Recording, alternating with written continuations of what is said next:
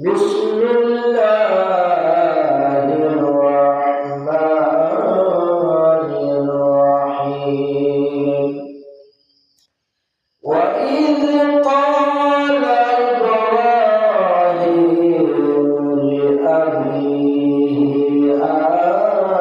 آزر أتتخذ أصناما آلهة إني أراك وقومك في ضلال مبين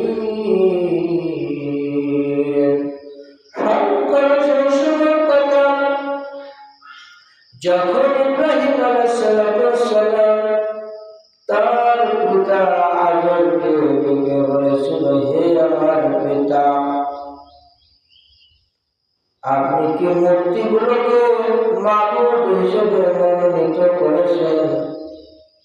ইন্নী নিশ্চয় আরাকা, আপনাকে আমি দেখতে পাচ্ছি, ওয়া কওমাকা, এবং তোমার কওমকে দেখতে পাচ্ছি, প্রকাশ্য ভ্রান্তির মধ্যে নিপতিত রয়েছ।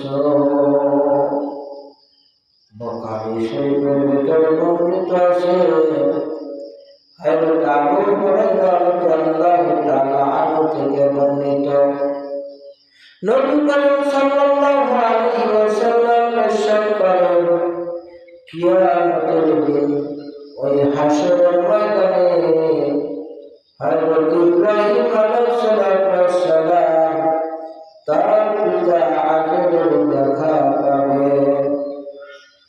তখন আজরের চেহারা কালিমাযুক্ত ধুলাবালি মাখা থাকবে। হযরত ইব্রাহিম আলাইহিস সালাম তাকে ডেকে বললেন, হে আমার পিতা, আমি কি আপনাকে দুনিয়ায় বলিনি আমার নাফরমানি করবে না? তখন তার পিতা বলবে, আজ তোমার কথা অমান্য করব না। হযরত ইব্রাহিম আলাইহিস সালাম আল্লাহ তাআলার কাছে ফরিয়াদ করবেন, হে প্রভু, আপনি আমার সাথে ওয়াদা করেছিলেন হাশরের ময়দানে, হাশরের দিন আপনি আমাকে লজ্জিত করবেন না, আপনার রহমত থেকে আমাকে বঞ্চিত করবেন না। আমার পিতার অপমানের চাইতে অধিক অপমান আর কি হতে পারে? আল্লাহ তাআলা তখন হযরত ইব্রাহিম আলাইহিস সালাম সম্পর্কে বলবেন, ইব্রাহিম আলাইহিস সালামের পিতা সম্পর্কে বলবেন, আমি কাফেরদের জন্য জান্নাত চিরকাল হারাম করে দিয়েছি। পুনরায় বলা হলো, ইব্রাহিম, তোমার পদতলে কি? তখন তিনি নিচের দিকে তাকাবেন, হঠাৎ দেখতে পাবেন সেখানে তার পিতার স্থানে সর্বশরীরে রক্ত মাখা একটি ঘৃণ্য জানোয়ার পড়ে রয়েছে।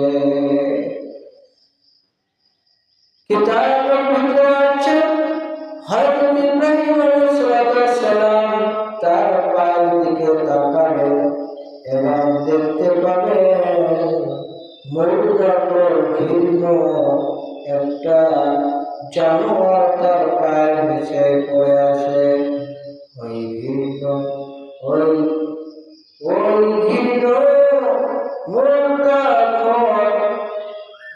জানোয়ারের দুই হাত এবং দুই পা বাঁধা হবে, এরপরে জাহান্নামে তাকে নিক্ষেপ করা হবে।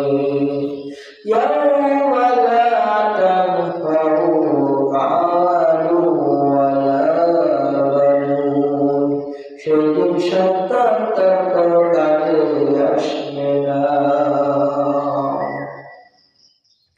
ইমানের পথ কাটায় ভরা, ফুলবে